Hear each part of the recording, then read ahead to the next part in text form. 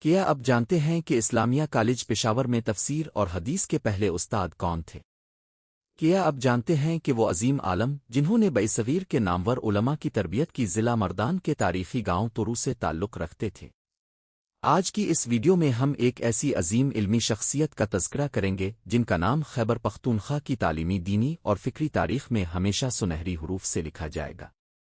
یہ عظیم شخصیت ہیں علامہ حافظ سید عبدالجمیل تورو، جنہیں اسلامیہ کالج پشاور کے پہلے استاد تفسیر و حدیث ہونے کا منفرد اعزاز حاصل ہے۔ ابتدائی زندگی۔ علامہ حافظ سید عبدالجمیل تورو 1866 میں ضلع مردان کے تاریخی گاؤں تورو میں پیدا ہوئے۔ آپ کے والد مولانا حافظ سید حافظ اللہ اپنے زمانے کے ممتاز عالم دین تھے۔ انہی کی نگرانی میں اپنے ابتدائی تعلیم حاصل کی اور صرف 10 برس کی عمر میں قرآن مجید حفظ کر لیا۔ بعد ازاں اپنے عربی، فارسی، تفسیر، حدیث، فقہ، منطق، فلسفہ اور دیگر اسلامی علوم کی تعلیم خیبر پختونخوا کے مختلف علمی مراکز سے حاصل کی۔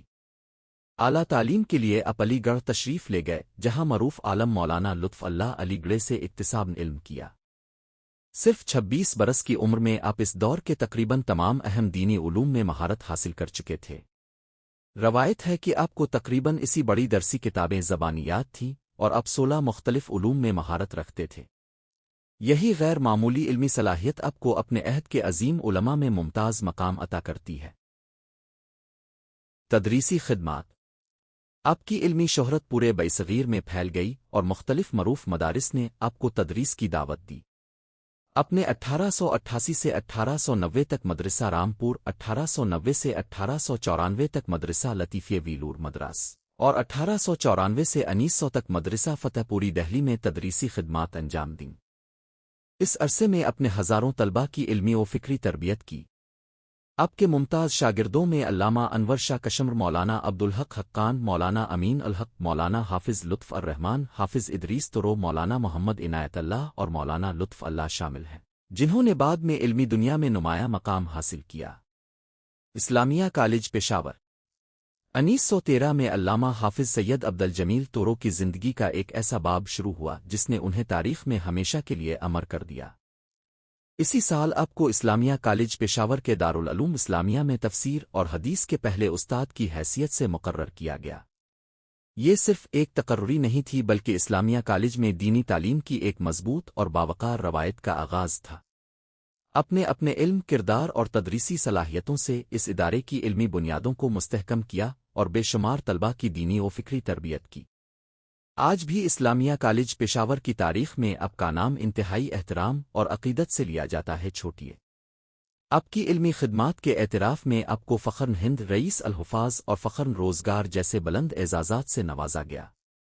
1900 سے 1907 کے درمیان آپ ریاست جوناگڑھ کی مذہبی کمیٹی کے رکن رہے۔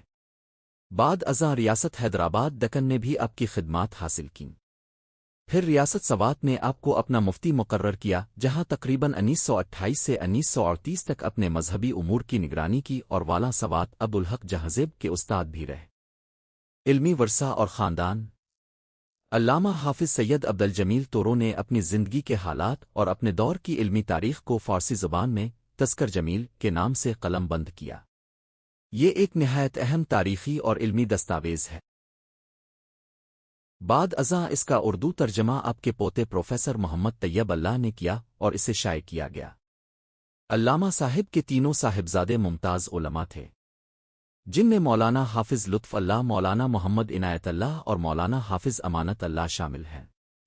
مولانا محمد عنایت اللہ نے صوبہ سرحد میں جمعیت علماء ہند کی بنیاد رکھی اور تحریکن آزادی میں خدائی خدمتگار تحریک کے سرگرم رکن رہے۔ ان کے دو صاحبزادے اسرار دے تورو اور میم شفق پشتو زبان و ادب کے ممتاز شاعر، ادیب اور مصنف ہیں۔ انہوں نے درجنوں کتابیں اور شعری مجموعے تخلیق کیے، جن میں لالا زاردال پر راروں گل رنگ، امام اعظم اور دال کابل سفر نمایاں ہے۔